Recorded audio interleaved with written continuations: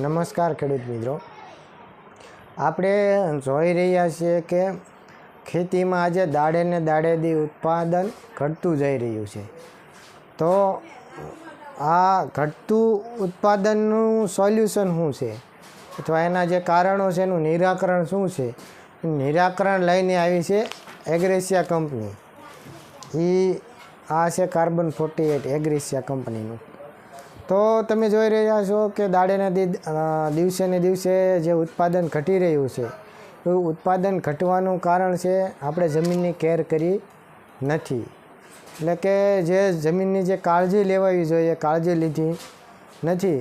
આપણે આપણા છોડની કાળજી લીધી છે, જે પાક વાવ્યો એમાં જીવાત કઈ આવે, રોગ કયા આવે એની કાળજી લીધી છે, પણ એ છોડને શું જરૂર હતી, જમીનમાં શું ઘટ્યું એની આપણે તકેદારી લીધી નહીં.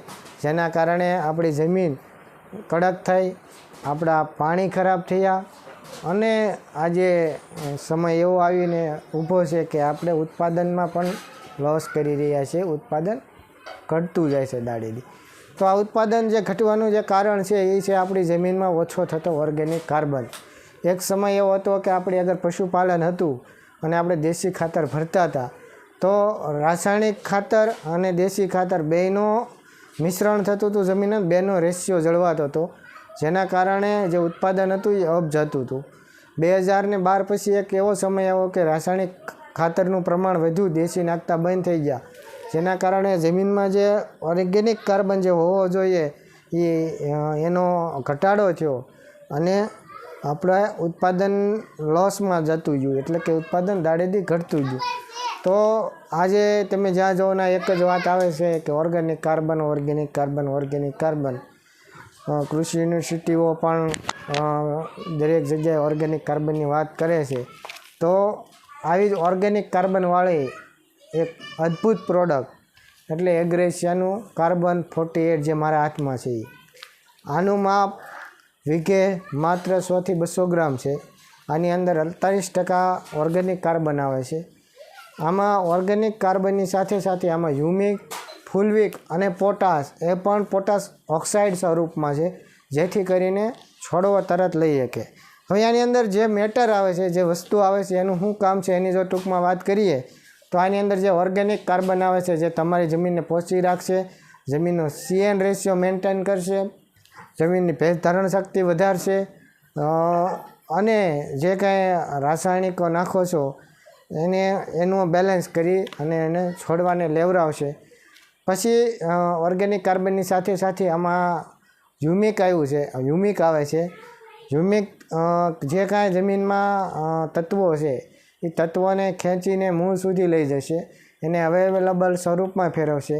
પછી આમાં જે ફુલવિક એસિડ આવે છે એ જે મૂળમાં જે તત્વો એકઠા થયા છે એને છોડની દરેક જગ્યાએ એના પત્તા સુધી એની નસો વાટે અને દરેક આખા છોડમાં એ તત્વોને ખેંચીને લઈ જવાનું કામ ફુલવિક કરે છે. બીજું આમાં પોટાશ આવેલું છે જે ઓક્સાઇડ સ્વરૂપમાં છે.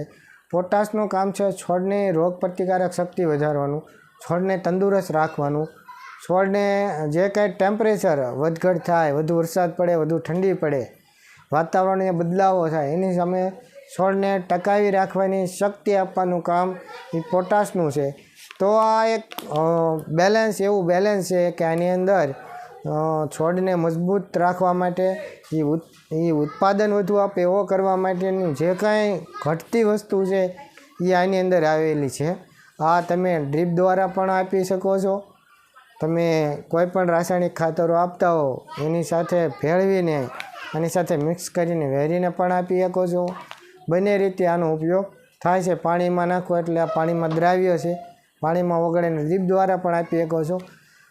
જ્યારે તમે રાસાયણિક ખાતરો આપો એ સમયે જો આ કાર્બન 48નો રાસાયણિક ખાતરો સાથે ઉપયોગ કરવામાં આવે તો રાસાયણિક ખાતરો જે નાખો છો એનો છોડવો ભરપૂર માત્રામાં એ લઈ શકશે, એ લભ્ય બનશે અને જે રાસાયણિક ખાતરોનો જે ક્ષાર છે, જે pH લેવલ વધારે છે જમીનનું, એને પણ મેન્ટેન રાખશે. તો આવી સરસ મજાની અદ્ભુત પ્રોડક્ટ છે. કોઈ પણ અવસ્થાએ પાકની જમીનમાં વાપરવાની પ્રોડક્ટ છે. ગમે ત્યારે જમીનમાં વાપરી શકો છો. આમાં એક એડવાન્સ પોઈન્ટ એ છે કે આની અંદર આ બે હોર્મોન્સ નાખેલા છે, ઇન્ડોબ્યુટ્રિક એસિડ, જે હોર્મોન્સ મૂળિયા ફોડવાનું કામ કરે છે.